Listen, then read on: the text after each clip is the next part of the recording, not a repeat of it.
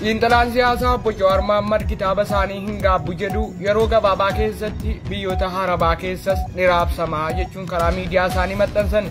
Biyyoota Arabaa kanneen akka Saudi Arabiyaa, Dubaay, Kuweetii fi kanneen kana fakkaatanii biyyoota Arabaa keessattis ni raabsamaa jechuun kitaaba isaanii hin gaabbu kan jedhu karaa miidiyaa isaanii barreessan. Obbo Jawaar Mohaammed kitaaba isaanii hin gaabbu jedhu dabalataanis Itoophiyaa keessatti raabsamaa jiru ta'us dubbatan. Gatii gurgurtaa biyya Itoophiyaa keessaas kakaasan namoonni hedduun gatii qaalawaa ta'een gurguraa jira jechuunis gatii kitaabaa fi mana maxxansaatii argachuu dandeessan kanneen Itoophiyaa keessa jirtan jechuunis barreessan. Barreessaan kitaaba hin gaabbu yookaan xiinxalaan siyaasaa obbo Jawaar Mohaammed barreeffama isaanii barreessaniin Itoophiyaa keessatti kitaabichi gatii qaalawaan gurguramaa akka jiran dhageenye jirraa jedhan. Dhaabbanni maxxansaa warra raabsuuf qarshii 800 kan kenne yoo ta'u birri 200 buufatanii 1,000 qofaan akka gurguran walii galamee jedha. Yoo waan geejjibaa xiqqoo itti dabalatan malee san bira darbu hin kaffalinaa jechuunis barreessan. Itoophiyaa keessatti kitaaba hin gaabbu jedhu namoonni muraasni gatii qaalawaa ta'een akka gurguraa jiru eega dubbatanii booda waliigaltee 200 ka buufatan 1,000 akka gurguranis dhaaman. Obbo Jawaar Mohaammed biyyoota Arabaa keessa yeroo gabaabaa keessatti kitaaba hin gaabbu jedhu ni raabsamas obsaan nu eegaa jechuun barreessan. Namoonni hedduun kitaaba hin gaabbu jedhu yoom biyya Arabaa keessa gahaa jedhanii eega karaa miidiyaa isaanii jarjarsaa qabaatanii booda obbo Jawaar Mohaammed barreessan kitaabni hin gaabbu jedhu biyyoota Awurooppaa keessatti kan eebbifamaa jiru yoo ta'u biyyoota Arabaa keessattis haala adda ta'een kan eegamaa jirudha. Namoonni sisteema karaa argatan barbaachaaf wantoota garaagaraa kan hojjetaa jiran obbo Jawaar Mohaammed karaa Facebook isaanii irra deebisaniin isin bira gahaa obsaa warri biyya Arabaa jechuunis deebisan. Kitaabni xiinxalaa siyaasaa obbo Jawaar Mohaammed hin gaabbu jedhu Jaarmaan keessatti Deseembar 26 2024 guyyaa har'aa eebbifamaa oolee akkumatti fufetti jira.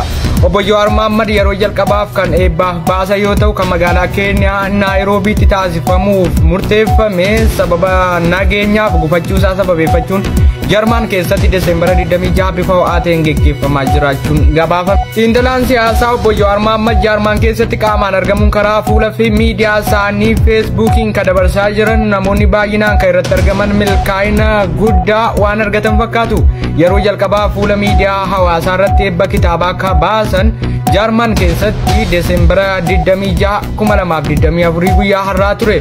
Obbo Jawaar Mohaammed baga milkooftee jechuunis namoonni garaagaraa maxxansaa. Kitaabni obbo Jawaar Mohaammed eebbisiisuuf magaalaa Keeniyaa Naayiroobiitti kan taasifamee ture eega intarviiyuu BBC Afaan Oromoo waliin taasisanii booda haqamuusaa gabaafamuun isaanii yaadatama. Magaalaa Jarman keessatti guyyaa har'aa bifa ho'aa ta'een bakka namoonni hedduun kumaatamaan lakkaa'amanitti eebba kitaaba hin gaabbu jedhu eebbifamaa oolee ammas akkumatti fufetti jira.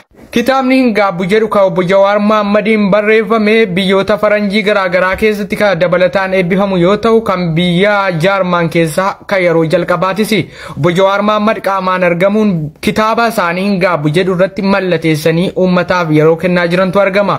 Haaluma kanaan simannaan uummata Jarmanis akkam ho'aa fi waan baay'ee namatti toludha. Miidiyaan keenyas obbo Jawaar Mohaammed baga milkoofte jechuu barbaada. Obbo Jawaar Mohaammed qeequmsa mootummaa Itoophiyaa irratti taasisaa jiran milishoota kaabinootaa fi bulchaa aanaa akkasumas hunda galeessa kan hirmaachise yoo ta'u qeequmsa isaanii karaa miidiyaa hawaasaa akkasumas miidiyaalee garaagaraa irratti intarviiyuu kennuun taasisaa jiru.